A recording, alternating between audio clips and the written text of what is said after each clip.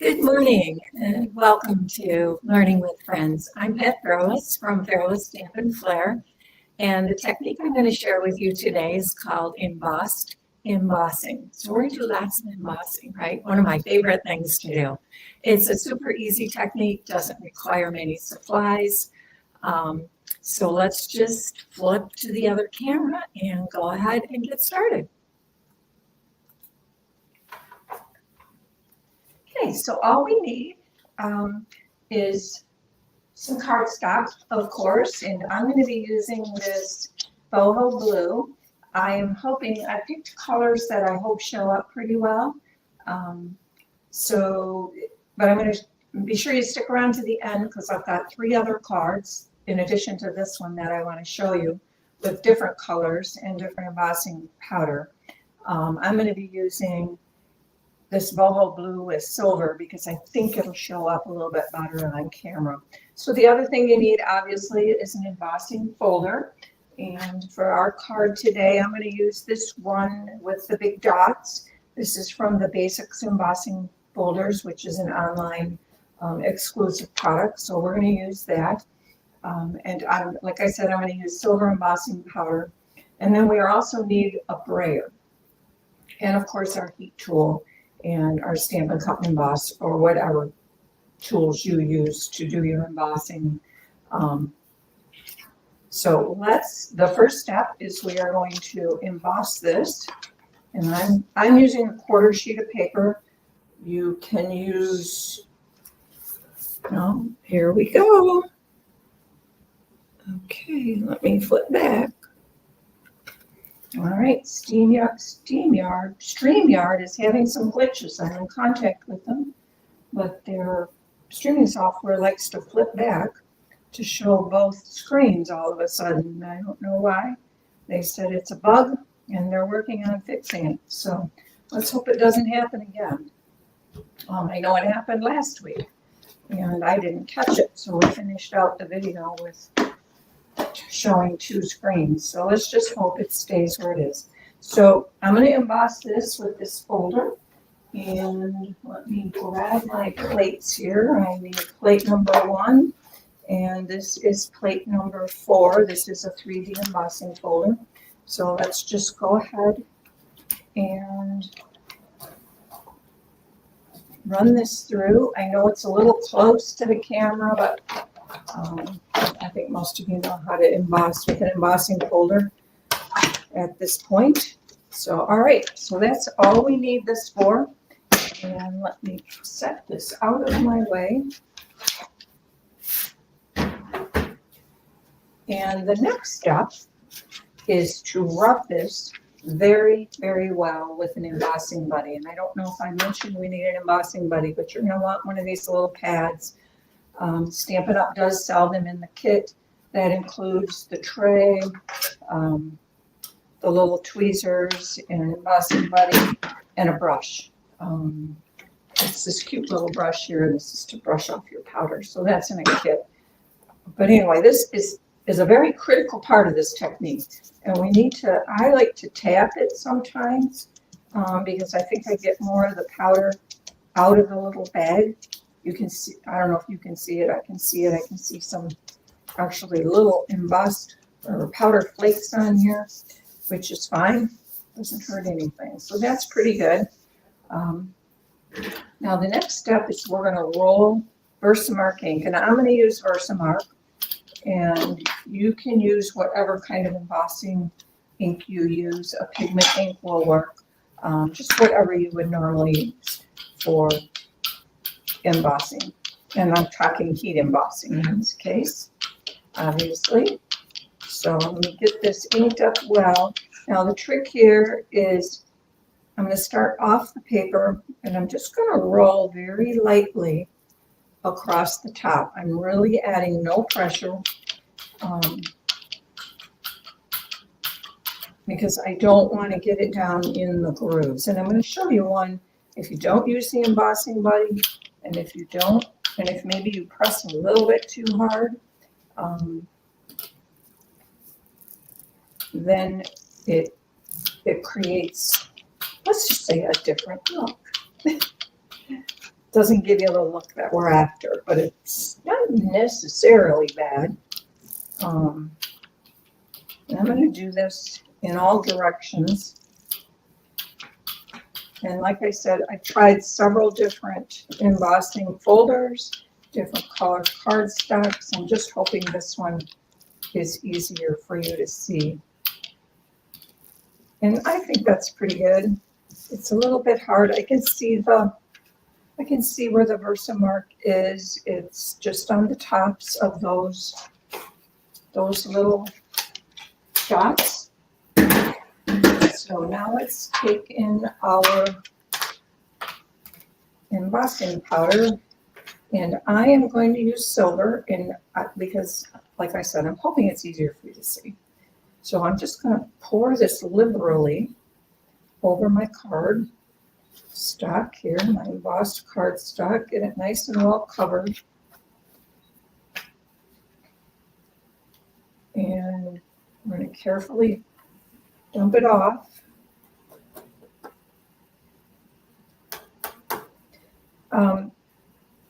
And I want to show you before I heat this one little thing. This is why I usually start with a 1/4 sheet of paper, because then we can trim it down to size. You can see when you start off the paper, sometimes you're going to get a little bit of embossing powder down here. I don't know if you can see that on the edges. And if we use a smaller piece, we can either brush it off, like here's along this edge. We can brush it off with our little handy dandy brush. Or if you make the cardstock larger than you need, then you can just trim it down to size. So let me bring this in. I'm going to use my tweezers. My cords came out. Okay, get out of there. Oh, now it must be tangled with my light. My light fell over. Okay, so let's heat emboss this. Sorry about the noise. It will take a minute. The nice thing about the metallic is I think once it starts to turn, it's easier to see. So we are just going to complete this whole thing.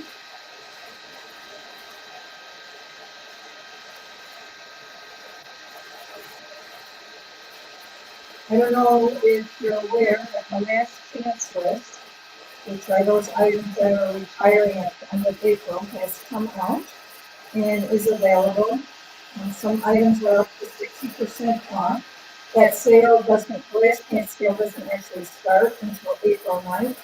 But you can see the list at this point. And some items, if you really want them, like in colors that are retiring, they do tend to go quickly. So if you really want them, or you need a refill or a cardstock color, sometimes it's helpful or smart to purchase those early. This doesn't hurt. Okay, I think we're done.